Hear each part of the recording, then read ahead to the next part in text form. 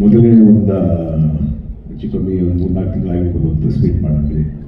So ಈಗ ಈ ಎರಡನೇ ಪ್ರೆಸ್ ಮೀಟ್ ಒಂದು ಶುಭವಾದ ಸಂತೋಷವಾದಂಥ ಒಂದು ಸುದ್ದಿನ ನಿಮ್ಮಲ್ಲಿ ಹಂಚ್ಕೋಬೇಕು. ಚಿತ್ರ ಮುಗಿದಿದೆ, ಬಿಡುಗಡೆಗೆ ಸಿದ್ಧವಾಗಿದೆ.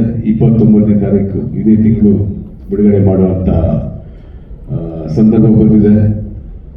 ಸೊ ಆ ಒಂದು ಖುಷಿನ ನಿಮ್ಮೆಲ್ಲರ ಹತ್ರ ಹಂಚಿಕೊಂಡು ನೀವು ಅದೇ ಥರ ಇಡೀ ರಾಜ್ಯದ ಜನತೆಗೆ ನೀವು ಒಳ್ಳೆ ಸಂತೋಷ ಸುದ್ದಿನ ಹಂಚಬೇಕು ಅಂತ ನಾನು ಈ ಸಂದರ್ಭದಲ್ಲಿ ಕೇಳ್ಕೊತೀನಿ. ಒಬ್ಬ ನಿರ್ಮಾಪಕನಾಗಿ ಒಂದು ಚಿತ್ರ ಮಾಡುವಾಗ ನಾನೇ ಅಲ್ಲ, ಎಲ್ಲ ನಿರ್ಮಾಪಕರು ಅಷ್ಟೇ, ಒಂದು ಒಳ್ಳೆ ಕತೆ ಆರಿಸ್ಕೋಬೇಕು, ಒಂದು ಒಳ್ಳೆ ಚಿತ್ರ ಮಾಡಬೇಕು, ನನ್ನ ಚಿತ್ರ ಚೆನ್ನಾಗಿ ಆಗಬೇಕು, ನನ್ನ ಚಿತ್ರ 100 days ಹೋಗಬೇಕು, ಒಳ್ಳೆ ಕಲೆಕ್ಷನ್ ಆಗಬೇಕು, ಎಲ್ಲರೂ ಲಾಭ ಮಾಡಬೇಕು ಅನ್ನೋ ಒಂದು ಉದ್ದೇಶ ಇಟ್ಕೊಂಡು ಎಲ್ಲ ನಿರ್ಮಾಪಕರು ಚಿತ್ರ ಮಾಡ್ತಾರೆ. ಅದೇ ಆಸೆಯಲ್ಲಿ ನಾನು ಮಾಡಿದ್ದೀನಿ.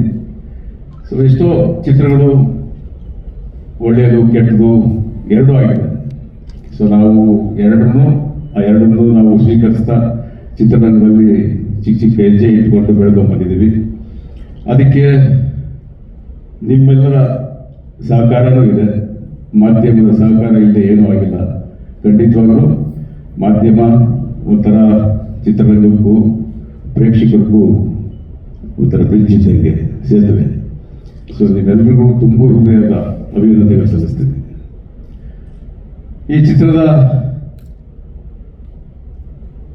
ನಿರ್ದೇಶಕರ ಬಗ್ಗೆ, ನಾಯಕ ನಟರ ಬಗ್ಗೆ ಆಗ್ಬೋದು, ನಾಯಕಿ ಬಗ್ಗೆ ಆಗ್ಬೋದು, ಶ್ರುತಿಯವರಾಗ್ಬೋದು, ಹಿರಿಯ ನಟರು ಸುಮಾರು ಜನ ಇದ್ದಾರೆ ಈ ಚಿತ್ರದಲ್ಲಿ. ಅವಿನಾಶ್ ಅವರು, ಕುಮಾರ್ ವೈದ್ಯವರು, ಪದ್ಮಾವಸಂತಿ ಅವರು, ಬಿರಾದರ್ ಅವರು, ಚೇತನ್, ಮತ್ತೆ ಒಳ್ಳೆ ಹುಡುಗ ರೋಹಿತ್. ಸೊ ಈ ಥರ ಸುಮಾರು ತುಂಬ ಜನ, ನಮ್ಮ ಜಗಪತಿ ಬಾಬು ಇದ್ದಾರೆ. ಸೊ ಸುಮಾರು ಜನ, ದೊಡ್ಡಣ್ಣ, ಈ ಥರ ಸುಮಾರು, ಶ್ರೀನಿವಾಸಮೂರ್ತಿ ಅವರು, ಹಲವಾರು ಕಲಾವಿದರು ಚಿತ್ರದಲ್ಲಿ ನಟಿಸಿದ್ದಾರೆ. ಸೊ ಈ ಚಿತ್ರದ ಬಗ್ಗೆ ಒಂದು ಕ್ಯೂರಿಯಾಸಿಟಿ ಅನ್ನೋದು ಎಲ್ರಿಗೂ ಇದ್ದೇ ಇರುತ್ತೆ. ದರ್ಶನ್ ಅವರು ಯಾವ ರೀತಿ ಕಥೆನ ಆರಿಸ್ಕೊಂಡಿದ್ದಾರೆ ಈ ಚಿತ್ರದಲ್ಲಿ, ಒಂಥರ ಏನೋ ಒಂದು ಡಿಫ್ರೆಂಟ್ ಕಾಣ್ತಾ ಇದ್ದಾರೆ ಅನ್ನೋ ಒಂದು ಸುಮಾರು ಜನ, ಅಂದರೆ ಮಾಧ್ಯಮದಿಂದ ಆಗ್ಬೋದು ಅಥವಾ ಪ್ರೇಕ್ಷಕರಿಂದ ಆಗ್ಬೋದು, ಮುಖ್ಯವಾಗಿ ಅಫ್ಕೋರ್ಸ್ ಅದು ಒಂಥರ ಬ್ಯಾಂಕ್ ಅಕೌಂಟಲ್ಲಿ ದರ್ಶನ್ ಅವರಿಗೆ ಇರುವಂಥ ಒಂದು ದೊಡ್ಡ ಸೆಲೆಬ್ರಿಟಿ ಫಂಡ್ ಅಂತ ಹೇಳ್ತೀವೋ, ಡೆಪಾಸಿಟ್ ಅಂತೀವೋ, ಅವ್ರಾಗ್ಬೋದು. ಎಲ್ಲರೂ ಖುಷಿಯಾಗಿ ದರ್ಶನ ಯಾವಾಗ ರಿಲೀಸ್ ಅಂತ ಪಾಪ ಅವರು ಒಂಥರ ಹಬ್ಬ. ಸೊ ಆ ಖುಷಿಯಲ್ಲಿ ಎಲ್ಲರೂ ತುಂಬ್ತಾ ಇದ್ದಾರೆ. ಅದೇ ಒಂದು ಸಂತೋಷ ನನಗೂ. ಸೊ ಈ ಒಂದು ಸಂದರ್ಭದಲ್ಲಿ ಅದೇ ಥರ ಈಗ ನೀವು ಹಾಡುಗಳನ್ನ ನೋಡಿದ್ದೀರ. ಹರಿಕೃಷ್ಣ ತುಂಬ ಒಳ್ಳೊಳ್ಳೆ ಹಾಡುಗಳನ್ನ ಈ ಚಿತ್ರಕ್ಕೆ ಮಾಡಿಕೊಟ್ಟಿದ್ದಾರೆ. ಅಫ್ಕೋರ್ಸ್ ದರ್ಶನ್ ಚಿತ್ರಕ್ಕೆ ಆಗಲಿ ಅಥವಾ ಬೇರೆ ಎಲ್ಲ ಚಿತ್ರಗಳಲ್ಲೂ ಹರಿಕೃಷ್ಣ ದಿ ಬೆಸ್ಟ್ ಸಾಂಗ್ಸ್ಗಳನ್ನ ಕೊಟ್ಟಿದ್ದಾರೆ. ಅದೇ ಥರ ಈ ಚಿತ್ರಕ್ಕೂ ಬೇಕಾದಂಥ ಒಳ್ಳೆ ಹಾಡುಗಳನ್ನ ಕೊಟ್ಟಿದ್ದಾರೆ. ನೀವು ನೋಡಿದ್ದೀರ, ನಿಮಗೂ ಇಷ್ಟ ಆಗಿದೆ ಅಂತ ನಾನು ಅನ್ಕೋತೀನಿ. ಸೊ ಈ ರೀತಿ ಪ್ರಕಾಶ್ ಎಡಿಟರ್ ಆಗ್ಬೋದು, ಆಮೇಲೆ ಸುಧಾಕರ್ ಆಗ್ಬೋದು, ಎಲ್ಲರೂ ಬಿಸಿ ಇದ್ದಾರೆ.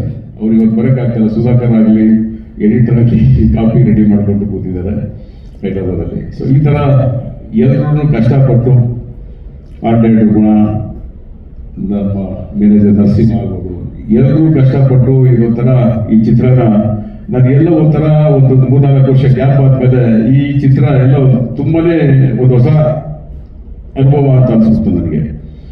ಸೊ ಈ ಒಂದು ಅನುಭವನ ನನಗೂ ಒಂಥರ ಪಾಠನವಾಯಿತು.